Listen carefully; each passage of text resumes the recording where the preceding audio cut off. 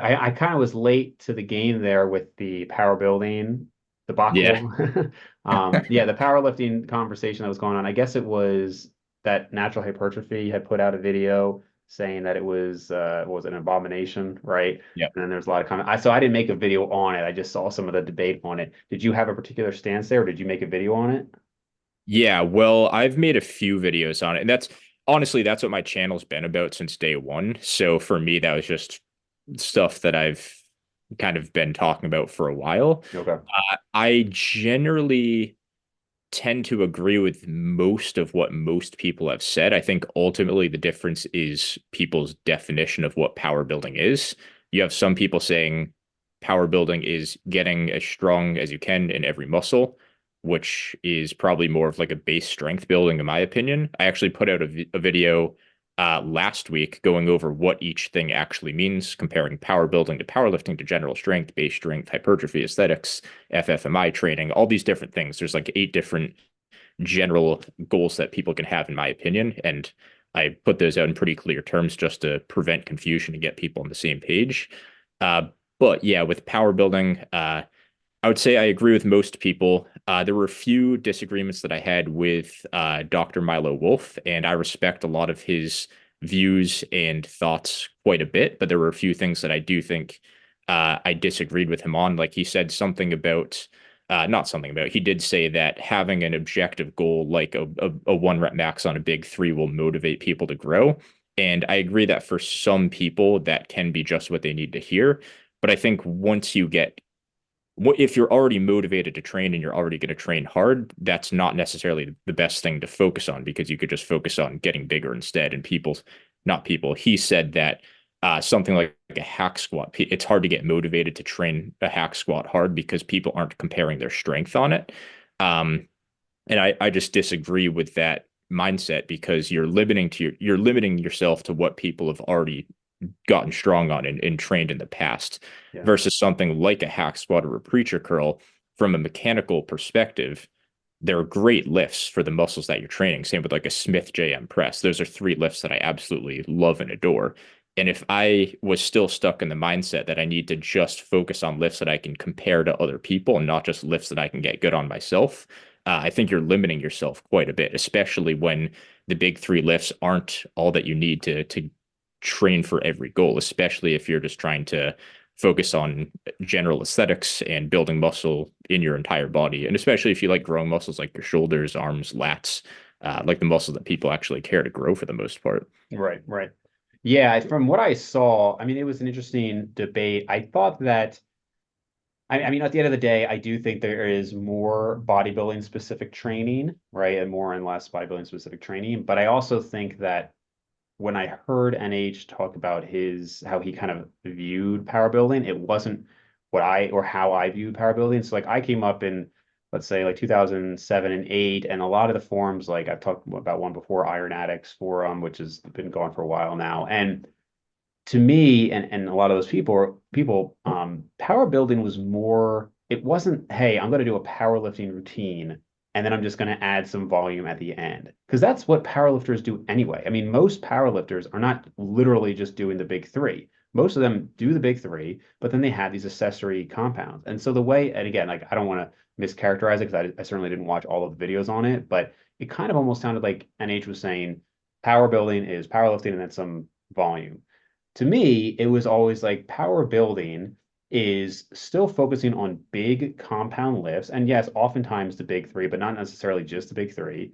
And just making sure that you are still getting very strong. It might be that some of these exercises are in the 3 to 5 rep range, but then you also have some that are, could be 10 to 12 or 12 to 15 or whatever. And not just this strictly like, hey, isolation, focusing on the burn and pump and like, kind of the classically more bodybuilding training. So I don't think it necessarily has to be this huge dichotomy, but to me, powerlifting, or sorry, power building always included still some high rep training, still significant variability in the training, and wasn't so discordant from bodybuilding goals. Yeah, and ultimately that's what the problem is it doesn't have a strict definition because it changes over time. So when someone like you or even someone like Steve Shaw, who has a pretty similar viewpoint to it, I think you guys were kind of I don't know what year you was it 2005 you said That's when that I you started started lifting? lifting. Yeah, yeah, Okay. 2005. I'm proud that I remember that. I'm impressed by myself, but I would say that's a pretty similar time to when Steve Shaw was mostly talking about those similar training methods or where those training methods started. Uh, I would say when I started lifting, power building had taken on an entirely different definition, and that's why something like power building can mean multiple different things to multiple different people. So I think when someone like NH talked about power building meaning what so basically he gave it what my definition the power building that I kind of grew up with when he talked about it that way he had some people say whoa this is a straw man.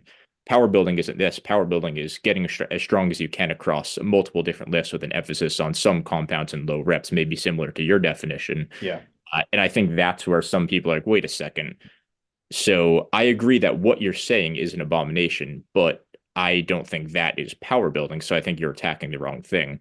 And right. that's again the problem with just the name power building.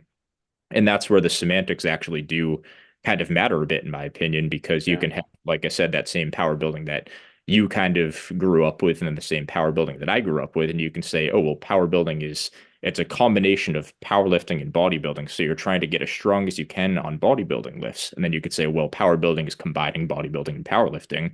You're going to focus on the big three and you're going to focus on bodybuilding. So which one is it? And I think that's where the issue comes into play because some variations of power building are much better than others, that's for yeah.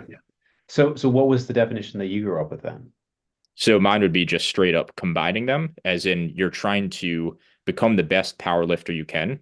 Hmm. So that's the power. So trying to get your 1 rep max on the squat, bench, deadlift in your strongest form, the best you can, and then trying to build an aesthetic physique on top of that, or just build as much muscle as you can. Aside from that, even then, the building part's blurry because even bodybuilding has multiple different definitions. Like there's training Sure. for aesthetics where you're going for a customized look of your choice, where maybe you don't care about legs, but you care about arms, or you can just be training for bodybuilding with a well-rounded physique, or just trying to pack on as much size as you can, where you only focus on the muscles that carry the most weight physically, like the quads, chests, back, glutes, that kind of stuff.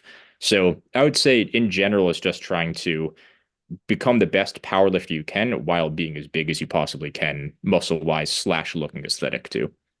Interesting. Yeah, yeah. I mean, and it's not that it's so different, but I would agree that that's not how I think of power building generally, like especially with such an emphasis on 1 rep maxes. I mean, obviously I've done plenty of one arms over my life, but it wasn't the mainstay of my training or the goals at all. Like I thought it was interesting actually earlier when you had said that one of your goals was I'm going to get the highest 1 rep max.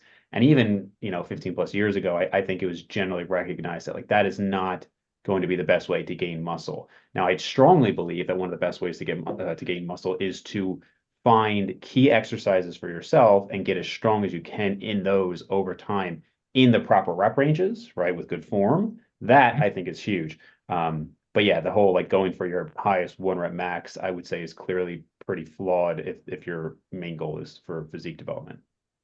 Yeah, well, it ultimately comes back to just like I said, it all comes back to reverse engineering in some degree, I think, because when you say, all right, well, the best way when you believe that the best way to get big is the fastest progressive overload possible, that's when the issue comes in. So there was an entire generation of us being kind of force fed that progressive overload is all that matters and lifting heavy is all that matters. So in my mind, logically, when I looked up to these people that would say power building's the best and everyone wants to get strong, and just everyone around me, everyone on social media is doing the same thing, in my mind, the logic is, all right, well, if I can deadlift 600 pounds, that's going to do more for me in terms of hypertrophic stimulus than any bicep curl ever could, because the deadlift is heavy and the bicep curl is light. So I would skip lifts, or at least kind of half-ass them, the lifts that were lighter. So any isolation lifts, I would just not really train that hard.